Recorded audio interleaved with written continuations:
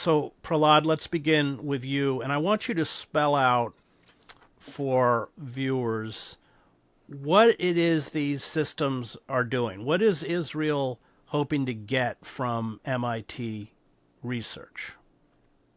Thanks for that question, Chris. The research projects at MIT primarily go toward drone research for the Israeli Ministry of Defense.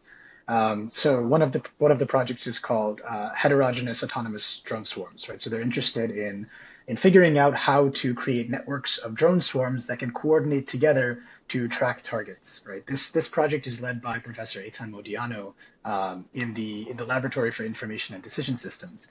This project basically allows a drone swarm to be able to track moving targets. The explicit application includes vehicles in traffic. It could also include protesters in a demonstration, and it could include individuals going about their daily lives in Gaza. There's other projects, including core set compression algorithms, like you mentioned, which, although they seem to have only to do with mathematics and algorithmic work, are actually primed toward work for machine learning deployed on drones. So the issue with deploying machine learning algorithms on drones is that drones don't have that much capacity, don't have that much computational capacity on board, so they have to communicate back to a home drone. Core set compression is a method to reduce significantly the amount of computation that needs to be done to allow drones to perform machine learning assisted tasks. And these tasks include facial recognition. That is an explicit application cited in the paper by Daniela Rus. By introducing these technologies and by enabling these technologies, what is really being enabled by MIT's research for the Israeli military is the ability for drones to engage in tracking, in facial recognition, in targeting of Palestinians, and that's something that has been exposed over the last year, but even before then, as a very faulty system that the Israeli military uses to target Palestinians on a widespread basis, including civilian targets, mischaracterization and misidentification of civilians as combatants, including children as combatants. This also includes, the targeting of children. I mean, these quadcopters mounted with machine guns have been known to target children in their chest areas and in the head areas, clearly aiming for lethal wounds. A lot of people who argue for these ties and for this kind of research claim that this kind of research helps makes things more safe, helps makes attacks more precise. But what we've actually seen in practice is that the Israeli military uses these to pick targets, and then they've actually escalated their threshold for what is considered a casualty, a civilian casualty. They allow for 20 or even up to 100 casualties per attack. And in practice, what actually ends up happening is a lot more civilian casualties per attack without any guarantee of actually attacking any combatant. Of course, what this ultimately means is that MIT's research can enable a genocide, and in fact is enabling the ongoing genocide against Palestinians. So this is the type of research that's being done at MIT. I'm sure that there's plenty of other research going on at other universities and throughout the Israeli military-industrial complex. But this research in particular kind of leverages MIT's expertise and MIT researchers' expertise in machine learning, in artificial intelligence deployed in lightweight algorithms for genocidal purposes. And the magazine in Israel 972 talked about how many of these targets are picked by AI. Are these drones essentially responding to human controllers, or are they being directed by algorithms? So it's actually possible to do both with these technologies, right? It's possible to set a human control path. For example, for a drone swarm, it's possible to sort of coordinate them so that they follow a human-defined path. But then it's also possible for them to follow their own, kind of dynamically developed path based on, interruptions to the initial human-controlled path. What that ultimately means is drones are given much more autonomy to be able to carry out their killing spree.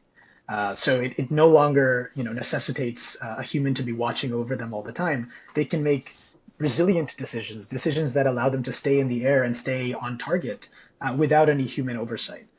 This is an extremely dangerous development. Of course, it has been, the use of drone technology in warfare has been escalating, since well before, the current genocide, even through the Obama administration and even before then.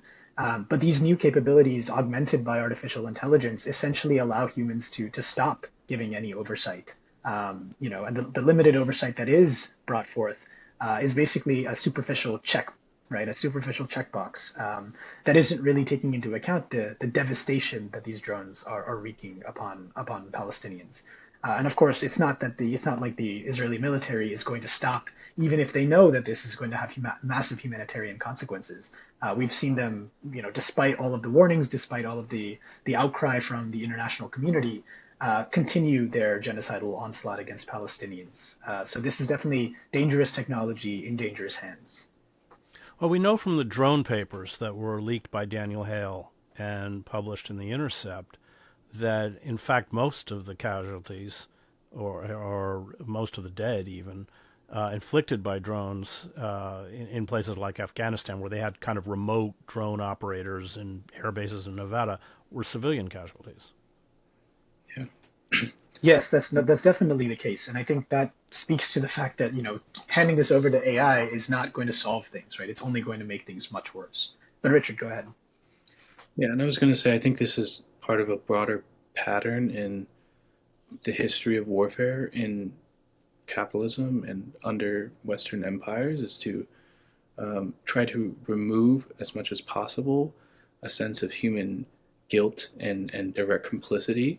It used to be that you would have to send in large armies and sit in trenches and fight each other. And now, people in Nevada can be on a computer screen and shooting and killing civilians in Yemen, and it doesn't have the same impact. And I think of AI and the kind of research that MIT is engaged in is a process of shifting the risks and the pain and the blood and the violence artificially to the war zone and away from the actual people who are calling the decisions and the shots. And this, I think, is a very scary development. And it means that people can tolerate even higher levels of organized violence against entire societies without feeling like they're the ones actually doing it. Richard, I want to ask you, you speak Arabic, you were in the U.S. State Department. Like me, you spent a significant amount of time in the Muslim world, which I think gives you a perspective about what's happening that a lot of people don't have. I've spent quite a bit of time since October 7th, and twice been to Egypt and Jordan this summer, in the West Bank, 2 trips to Qatar.